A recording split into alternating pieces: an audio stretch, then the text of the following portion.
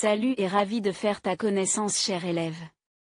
Nous continuons avec le chapitre 2, intitulé L'Europe de la fin de la Deuxième Guerre mondiale à nos jours, qui a 2 leçons. La première, en l'occurrence la leçon 3, s'intitule L'Europe sous l'influence des 2 supergrands. Utilité de la leçon. Cette leçon est importante pour toi, car elle te permet d'installer des ressources pour trouver des issues consensuelles aux différends. Situation-problème. Dans la ville de Douala, les populations autochtones sont entrées en conflit avec une communauté allogène, à la suite de l'investiture de l'un de leurs comme chef de 3e degré. Face à ce litige, tu décides d'intervenir. Selon toi, quel est le problème posé dans cette situation? Propose alors une action à mener face à ce genre de situation. Objectif de la leçon. Défini, super grand, plan Marshall, compte un moment, guerre froide, bipolarisation. Décrit la reconstruction de l'Europe, Europe de l'Ouest et Europe de l'Est. Présente les origines de la guerre froide en Europe. Construit un bref résumé du déroulement de la guerre de la froide en Europe. Résumé. Introduction. La Deuxième Guerre mondiale laisse l'Europe en ruine, mais favorise l'émergence de 2 superpuissances dits supergrands, les États-Unis d'Amérique et l'URSS. Dans la recherche des voies de reconstruction, l'Europe n'a presque pas de choix d'accepter à partir de 1947 l'influence de ces 2 supergrands. Ainsi, l'Europe de l'Ouest va bénéficier de l'appui des États-Unis dans le cadre du plan Marshall, tandis que l'Europe de l'Est est sous l'influence soviétique. La reconstruction de l'Europe.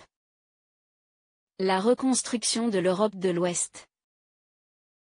Le relèvement de l'Europe de l'Ouest s'est fait sous le giron des États-Unis d'Amérique. S'inscrivant en droite ligne avec la politique Truman vis-à-vis de l'Europe ruinée et appauvrie par la guerre, le général George Marshall, alors secrétaire d'État américain, propose le 5 juin 1947 une aide généreuse baptisée Plan Marshall à toute l'Europe. Ce plan Marshall est un programme d'aide financière de 12,5 milliards de dollars, 5/6 de dons, et d'un 6e de prêts, qui s'étend de 1948 à 1952. Son objectif est d'aider à la reconstruction des pays européens dévastés par la Deuxième Guerre mondiale. Pour bénéficier, il fallait remplir les conditions suivantes. Accepter une coopération totale, en créant des organes qui devraient être chargés de récupérer les fonds et les distribuer à chaque pays. Les États bénéficiaires doivent être placés dans le giron des États-Unis, en partageant son idéologie libérale.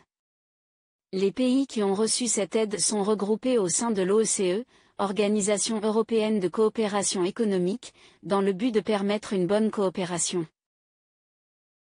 La reconstruction de l'Europe de l'Est.